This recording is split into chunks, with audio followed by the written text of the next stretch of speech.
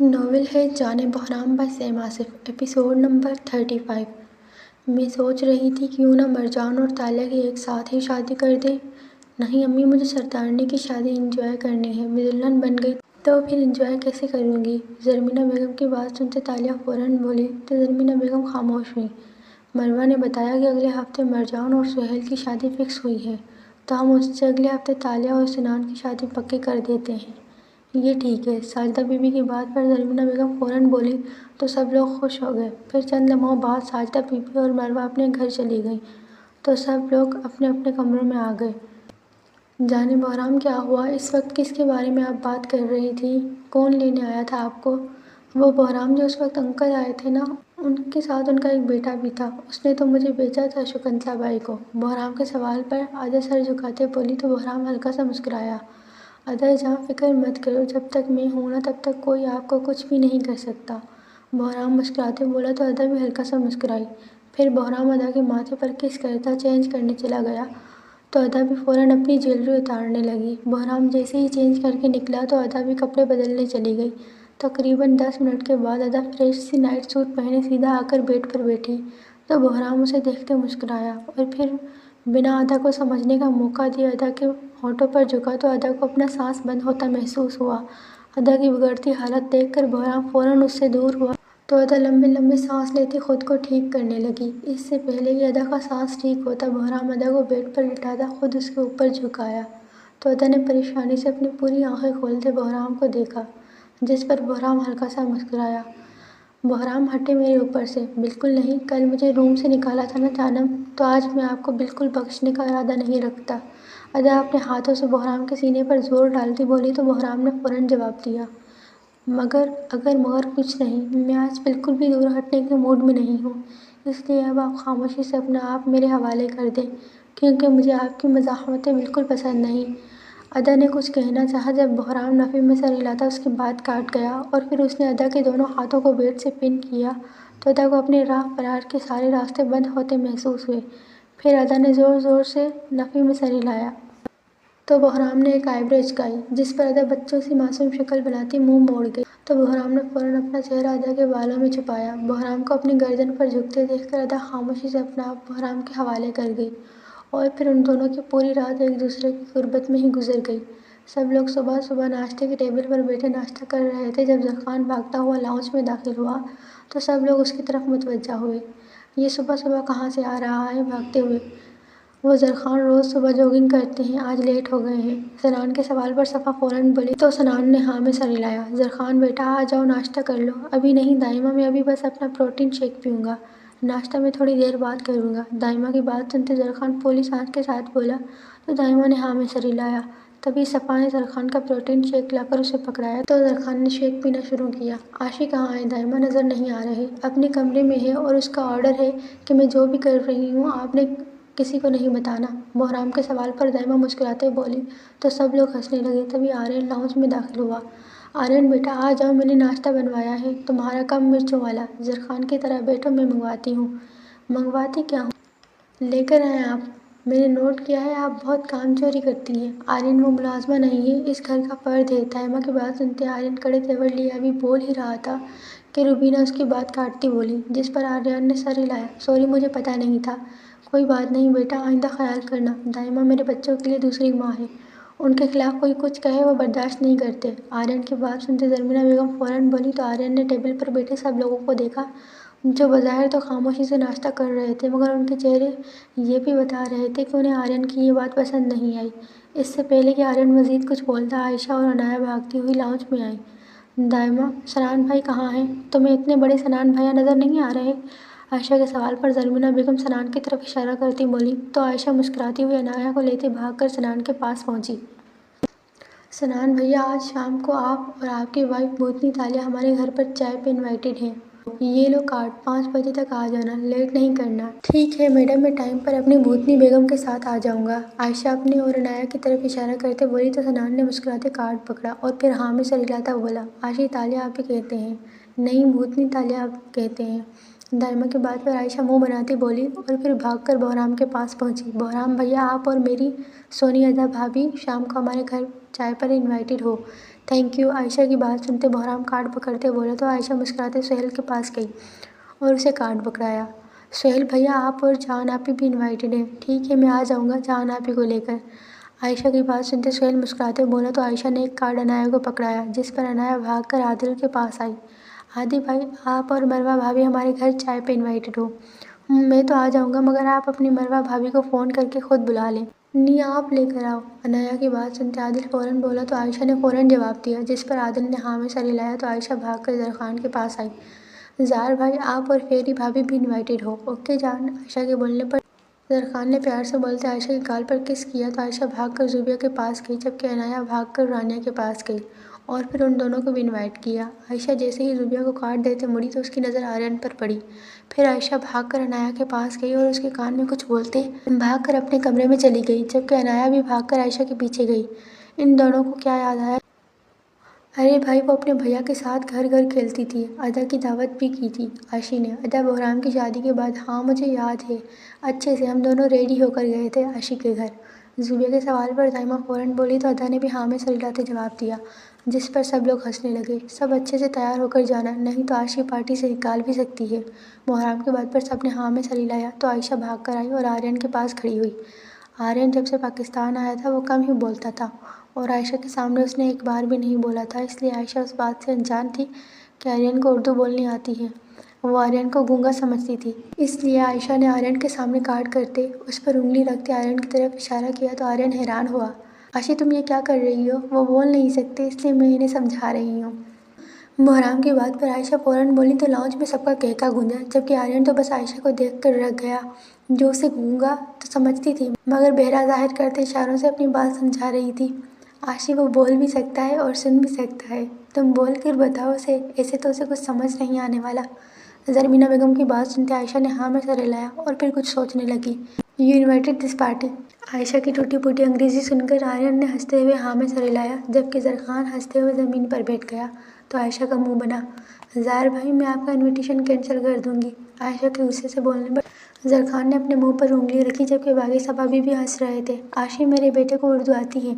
آپ بھی انوائٹڈ ہو میری پارٹی میں اچھے سے تیار ہو کر آنا۔ روبینہ کی بات سنتے عائشہ فوراً بولی اور پھر آرین کو کارڈ پکڑاتی بھاگ کر اپنے کمرے کی طرف گئی تو زرخان نے ایک بار پھر کہکا لگایا bro you invited this party? Yes of course. Zarkhan کے ہنس کر بولنے پر آرین بھی ہنستے ہوئے بولا۔ زرمینہ بیگم نے زرخان کو چپت لگائی جس پر زرخان مسکراتے چیئر پر بیٹھا۔ ویسے عاشی نے صرف ہمیں انوائٹ کیا ہے آپ لوگوں کو کیوں نہیں کیا؟ عاشی کے مطابق ہم اس کی پارٹی خراب کرتے ہیں اس لیے وہ انوائٹ نہیں کرے گی۔ زوبیہ کے سوال پر دائمہ فوراً بولی تو زوبیہ نے ہاں میں سر ہلایا اور پھر سب لوگوں نے ناشتہ ختم کیا۔ جو عائشہ کی پارٹی میں انوائٹڈ تھے وہ سب لوگ تیار ہوتے 5 بجے عائشہ کے روم کے باہر اکٹھے ہو گئے جبکہ مروہ بھی ساجدہ بیوی کے ساتھ وقت سے پہلے بحرام ولا پہنچ چکی تھی اور ساجدہ بیوی کو سب لیڈیز کے پاس چھوڑتی خود سب کے ساتھ عائشہ کے روم کے باہر کھڑی تھی۔ سب کے اکٹھے ہونے کے بعد زرخان نے عائشہ کے کمرے کا دروازہ نوک کیا۔ کون؟ کھولے میم آپ کے گیسٹ آئے ہیں۔ عنایا کے سوال پر زرخان مسکراتا بولا تو عنایا نے دروازہ کھولا۔ پھر عائشہ اور عنایا نے ان سب کو ویلکم کیا تو سب لوگ مسکراتے عائشہ کے کمرے میں جا کر بیٹھے۔ پھر عنایا نے ان کو جوس سرو کیا جسے سب لوگوں نے فوراً پکڑتے پیا۔ آپ سب کو آنے میں تکلیف تو نہیں ہوئی؟ ہوئی تھی تھوڑی سی۔ آپ ایک کام کریں واپسی پر ہمارے لیے ایئر پلین منگوا دیں بحرام بھیا۔ عائشہ کے سوال پر زرخان مسکراتا بولا تو عائشہ نے معصوم شکل بناتے بحرام کو پکارا جس پر بحرام نے فوراً زرخان کے پیٹ میں مکہ مارا تو زرخان درد سے گراتا بحرام کو گھورنے لگا۔ زرخان کو بحرام کو گھورتے دیکھ کر سب لوگوں نے اپنی ہنسی دبائی۔ ویسے آپ لوگ شادی کب کر رہے ہو؟ میری اگلے ہفتے ہے اور ہماری اس سے اگلے ہفتے۔ عائشہ کے سوال پر سہیل فوراً بولا تو تالیہ نے بھی مسکراتے جواب دیا ہماری اگلے مہینے ہے اور آپ کی؟ عادل کی بات سنتے عائشہ نے آرین سے سوال کیا تو آرین ہلکا سا مسکرایا انشاءاللہ جلد۔ ماشاءاللہ ماشاءاللہ۔ آرین کی بات سنتے عائشہ سر ہلاتے بولی تو سب لوگ مسکرانے لگے۔ تبھی زبیدہ آپا اور رضیہ نے چائے کا سامان لاتے ٹیبل پر رکھا تو بحرام حیران ہوا۔ واہ عاشی یہ سب تم نے بنوایا ہے؟ بحرام کی بات سنتے عائشہ نے ہاں میں سر ہلایا تو سب نے مسکراتے ٹی پارٹی ہلکی پھلکی باتوں میں انجوائے کی۔ پھر سب لوگ مسکراتے عائشہ اور عنایا سے ملتے لاؤنج میں آ کر بیٹھے۔ کر آئے ہو ٹی پارٹی؟ جی ماشاءاللہ ہماری بہن نے ہماری بہت اچھی ٹی پارٹی کی تھی مزہ آ گیا ہمیں۔ دائمہ کی بات پر مرجان مسکراتے بولی تو ادا سب کے لیے چائے لے آئی۔ ابھی ادا لاؤنج میں داخل ہی ہوئی تھی کہ اچانک اس کے ہاتھ سے چائے کا ٹرے گر گیا۔ ادا کے ہاتھ سے چائے کا ٹرے گرتے دیکھ کر سب لوگوں نے پریشانی سے ادا کی طرف دیکھا جبکہ ادا کو دروازے کی طرف مسلسل گھورتے دیکھ کر سب لوگوں نے پریشانی سے دروازے کی طرف دیکھا، جہاں شعیب ملک اور کاشان شعیب ملک کھڑے تھے۔ کاشان مسلسل ادا کو ایک تیکھی مسکراہٹ کے ساتھ گھور رہا تھا۔ ادا کی شکل دیکھتے کاشان جیسے ہی آگے بڑھا تو ادا بھاگ کر بہرام کے پیچھے چھپی اور اس نے زور زور سے رونا شروع کیا، جس پر بہرام کو اپنا دل کٹتا محسوس ہوا۔ بہرام فوراً مڑا اور پھر اس نے ادا کو اپنے سینے سے لگایا تو ادا نے چیخیں مارتے خود کو چھڑانا شروع کیا، جس پر بہرام نے ادا کو مزید خود میں بھیجا۔ تم یہاں کیوں آئے ہو؟ کیونکہ مجھے میرے بیٹے سے ملنا ہے۔ سنان کے غصے سے سوال کرنے پر شعیب نے فوراً جواب دیا تو سنان کو مزید غصہ آیا۔ تم یہاں کیا کر رہے ہو؟ میں تمہیں اس بیہودہ عورت کی سچائی بتانے آیا ہوں بہرام، ہم بہت جلد پارٹنرز بننے والے ہیں۔ ایک لفظ بھی نہیں، وہ میری بیوی ہے اور میں ڈوبتی ہوئی کمپنیز سے بزنس نہیں کرتا، خانزادہ اسپورٹس کی بیساکھی پہ چلنے والوں کو خیرات کے سوا کچھ نہیں دیتا۔ بہرام کے سوال پر کاشان فوراً بولا تو بہرام نے ایٹیٹیوڈ سے جواب دیا، جبکہ بہرام کا جواب کاشان اور شعیب کو اندر تک جھلسا گیا۔ یہ عورت اپنے گھر سے میرے ساتھ بھاگی تھی، پروف تو تمہارے ساتھ بھاگی تھی۔ کاشان کی بات پر بہرام فوراً بولا تو کاشان حیران ہوا۔ پروف تو نہیں ہے، مگر ہاں یہ مجھ سے محبت کرتی ہے اور یکم مئی کو میرے ساتھ بھاگی بھی تھی اپنے گھر سے۔ مجھے تمہارے جھوٹ کا یہیں سے پتہ چل گیا کیونکہ یکم مئی کو تو میں ادا کے گھر گیا تھا اور ادا کو وہاں سے اپنے ساتھ لے آیا تھا۔ کوئی پروف؟ کاشان ایک تیکھی مسکراہٹ سے بولا تو بہرام نے بھی مسکراتے جواب دیا، جس پر کاشان نے فوراً سوال کیا، پروف نہیں مگر گواہ ضرور ہیں میرے پاس۔ سہیل، عادل، سنان بھائی، کامران؟ ہاں میں ہی تو گاڑی چلا کر گیا تھا بہرام کے ساتھ ادا کو لینے۔ میں نے ادا کی امی سے ادا کا رشتہ مانگا تھا، وہ الگ بات ہے، انہوں نے انکار کر دیا۔ میں اور میری ٹیم سر کے ساتھ گئے تھے میم کو لینے۔ میں نے خود اپنی بہن کو بہرام کے ساتھ بھگایا تھا کیونکہ بہرام میرا اچھا دوست تھا، مگر امی اس رشتے کے لیے تیار نہیں تھی۔ کاشان کے سوال پر بہرام فوراً بولا تو سہیل نے بھی جواب دیا، پھر سنان نے ایک تیکھی سی مسکراہٹ سے بولا تو کامران نے بھی آگے بڑھتے جواب دیا اور پھر عادل بھی فوراً بولا تو بہرام ولا میں کھڑے سب مکین حیران ہوئے۔ جبکہ زرینہ بیگم کو اپنے بیٹوں پر فخر ہوا، وہ ایک لڑکی کی عزت بچانے کی خاطر اپنی ریپوٹیشن داؤ پر لگا گئے تھے۔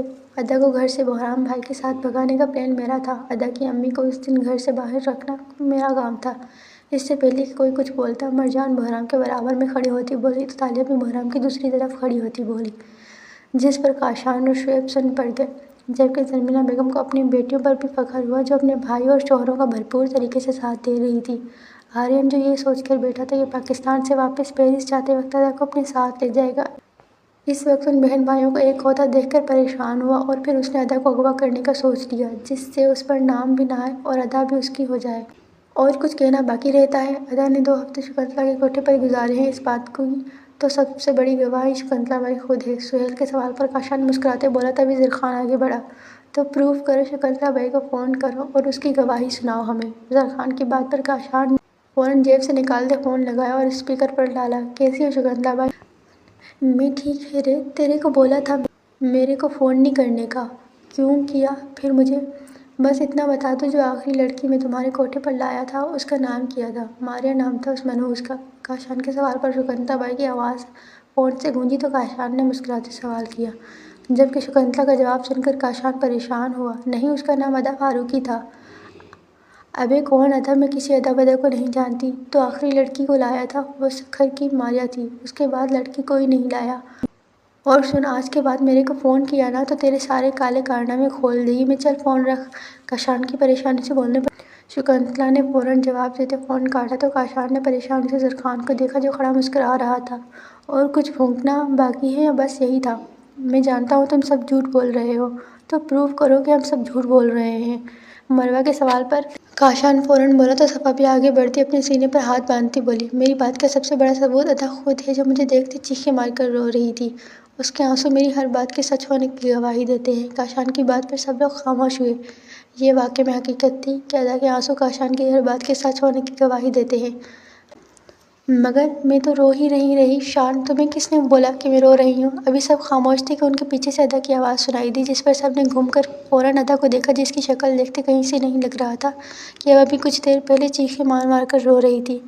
میں یکم مئی کو بہرام کے ساتھ بھاگی تھی اور یہ بات میرے بھیا جانتے تھے۔ ادا کی بات سنتے بہرام نے ایک تیکھی سی مسکراہٹ سے کاشان کو دیکھا تو کاشان کو غصہ آیا، تمہارا باپ تمہاری وجہ سے مرا ہے ادا فاروقی۔ نہیں فاروقی طبعی موت مرے تھے، اس میں ادا کا کوئی ہاتھ نہیں۔ کاشان نے آخری وار ادا پر کرنا چاہا تبھی تبسم بیچ میں بول پڑی تو کاشان حیران ہوا، نعیم اس سے پہلے کہ کاشان کچھ بولتا ادا نے نعیم کو آواز دی، جس پر نعیم اور اس کی ٹیم نے فوراً سے شعیب ملک اور کاشان شعیب ملک کو پکڑ لیا اور رسی سے بند کرتے گھسیٹتے گاڑی میں ڈالا تو ادا بھی فوراً سے بحران ولا سے باہر نکلی۔ ادا کو باہر نکلتے دیکھ کر سب لوگ پریشانی سے باہر آئے، جہاں نعیم نے گاڑی کا دروازہ ادا کے لیے کھولا تھا اور ادا گاڑی میں بیٹھ رہی تھی۔ ادا کو گاڑی میں بیٹھتے دیکھ کر سب لوگ پریشانی سے گاڑیوں میں بیٹھے، جبکہ زرینہ بیگم، روبینہ، دائمہ، تبسم اور ساجدہ بی بی، حنان، عائشہ اور عنایہ کو لیے گھر پر ہی موجود تھی۔ آریان بھی دیکھنا چاہتا تھا کہ ادا ان کو کہاں لے جا رہی ہے، اس لیے آریان بھی خاموشی سے جا کر گاڑی میں بیٹھ گیا۔ بحرام تو ادا کے بدلے تیور ہی دیکھ کر حیران تھا، وہ کیا کر رہی ہے اور کیا کرنے جا رہی ہے، اسے اس سب سے کوئی فرق نہیں پڑتا تھا۔ سب گاڑیاں آگے پیچھے بحرام ولا سے اسپیڈ میں باہر نکلیں اور پھر چند لمحوں بعد مینگروو فارسٹ پہنچے۔ گھنے جنگل میں گاڑیوں کو گھستے دیکھ کر سب لوگ حیران ہوئے۔ اس سے پہلے کہ کوئی کچھ پوچھتا، نعیم نے ایک سنسان جگہ پر گاڑی روکی اور فوراً اتر کر ادا کی سائیڈ کا دروازہ کھول گیا۔ ادا کھولتے ہی دروازہ فوراً نیچے اتری تو سب لوگ پریشانی سے ادھر ادھر دیکھنے لگے۔ ادا جان، ہم یہاں کیوں آئے ہیں؟ دیکھتے جائیں بحرام، آپ کو پتہ چل جائے گا۔ میں روز کے ڈراموں سے تنگ آ چکی ہوں، آج ایک ہی دفعہ قصہ ختم کروں گی۔ بحرام کے سوال پر ادا فوراً بولی تو بحرام خاموش ہوا۔ پھر ادا نے جگہ کا جائزہ لیتے نعیم کو اشارہ کیا تو نعیم فوراً سے کاشان اور شعیب کو گاڑی سے نکال لایا۔ وہاں اس وقت کھڑی ادا کہیں سے بھی معصوم اور بے وقوف نہیں لگ رہی تھی۔ وہ ایک میچور، بہادر اور کانفیڈنٹ لڑکی لگ رہی تھی جو ہر قسم کا فیصلہ بآسانی کر سکتی ہے۔ نعیم نے کاشان اور شعیب کو لے جاتے سامنے کھڑا کیا، مگر ان دونوں کے ہاتھ نہ کھولے تو کاشان اور شعیب نے پریشانی سے سب کو دیکھا، جو خود بھی حیرانگی سے انہیں دیکھ رہے تھے۔ ادا سامنے لگے ایک پتھر پر ٹانگ جمائے بیٹھ گئی تو نعیم نے کاشان اور شعیب کے گرد پیٹرول سے ایک گول دائرہ بنایا۔ تبھی نعیم کا ایک آدمی لکڑی پر آگ جلا کر لے آیا اور اس لکڑی کو اس نے ادا کی طرف بڑھایا تو ادا نے لکڑی پکڑتے اپنے دائیں جانب سنان کو دیکھا، جو خاموشی سے کھڑا سنجیدگی سے ادا کو دیکھ رہا تھا۔ پھر ادا نے اپنے بائیں جانب کھڑی مروہ کو دیکھا، جو خاموشی سے کھڑی آگے کیا ہونے والا ہے اس چیز کا انتظار کر رہی تھی۔ پھر ادا آگے بڑھی تو نعیم نے کاشان اور شعیب کے ہاتھ کھولے اور دائرے سے باہر آیا تو ادا نے ان کے گرد بنے دائرے کو آگ لگائی تو نعیم نے ادا کے ہاتھ سے لکڑی پکڑ لی۔ میں تھک گئی ہوں کاشان، تمہاری روز کی بلیک میلنگ سے بہت رو لیا میں نے، اب رونے کی باری تمہارے خاندان کی ہے۔ مگر بیٹا میں نے کیا کیا؟ مجھے کیوں؟ کیونکہ تم وہ پہلے شخص تھے جس نے مجھ پر گندی نظر ڈالی، ہر بار میرے ساتھ غلط کرنے کا سوچا، مگر اب نہیں، آج میں یہ قصہ ہی ختم کر دوں گی۔ یاد رکھو، کسی کو اتنا مت تنگ کرو کہ وہ آپ کی گردن تک آ پہنچے، اور میں تو پھر ایک عورت ہوں۔ جان مجھے ہمیشہ بولتی تھی تم ایک عورت ہو، بہادر بنو، تم تک پہنچنے والے ہاتھ کو کاٹ پھینکو، مگر میں ہمیشہ روتی رہی، بس اور کچھ نہیں کیا۔ مگر اب کروں گی اور دنیا دیکھے گی عورت کی محبت نہیں، اس کی نفرت سے ڈرنا چاہیے، کیونکہ جب ایک عورت خاص سے عام کرتی ہے نا تو پھر بھلے تم آب حیات سے دھلاؤ، اس عورت کو گھنٹا فرق نہیں پڑتا۔ یہ ایک عورت کا انتقام ہے کاشان اور شعیب ملک، جس سے تمہاری آنے والی 7 نسلیں کانپیں گی۔ نہیں رکو پلیز، بات سنو۔ ادا کی بات سنتے شعیب فوراً بولا۔ ابھی وہ بول ہی رہا تھا کہ ادا غصے سے اس کی بات کاٹتی بولی، اور پھر اس نے پیٹرول کی ایک چھوٹی بوتل پکڑی۔ ادا کو بوتل پکڑتے دیکھ کر کاشان فوراً بولا۔ ابھی کاشان بول ہی رہا تھا کہ ادا نے وہ بوتل اس کی طرف پھینکی، بس پھر کیا تھا، پیٹرول نے فوراً آگ کو پکڑا اور ایک دھماکے سے کاشان اور شعیب کا قصہ ختم ہو گیا۔ اپنی عزت کا تماشا بند ہوتے دیکھ کر ادا کو دلی سکون ملا اور پھر وہ بحرام کے سینے سے لگتے آنسو بہانے لگی۔ آج آخرکار ادا بھی خود کے لیے اسٹینڈ لینے والی بن گئی تھی۔ آج ادا صحیح معنوں میں ادا فاروقی سے ادا بحرام خانزادہ بن گئی تھی، جو دنیا کو ٹکر دیتی تھی، مگر ادا جو یہ سمجھ رہی تھی کہ اب اسے کوئی پریشان نہیں کرے گا، یہ نہیں جانتی تھی کہ اس نے اپنا ایک دشمن مار کر خود ہی دوسرا تیار کر لیا تھا۔ آریان جو ادا کی ہر حرکت اپنے موبائل میں ریکارڈ کر رہا تھا، ادا کی بہادری دیکھ کر اس کا مزید بڑا بین ہو گیا تھا اور اس نے ادا سے شادی کا مزید پکا ارادہ کر لیا تھا۔ Beauty with brain, impress my beauty, Aryan منہ میں بڑبڑاتا مسکرایا تھا۔ وہاں مینگروو کے جنگلوں میں کھڑے ہو کر اس نے ادا کو ایک نئے نام سے نوازا تھا، جو فی الحال صرف وہ خود ہی جانتا تھا، اور وہ نام تھا بیوٹی، جو ادا کی پرسنالٹی کو سوٹ بھی کرتا تھا۔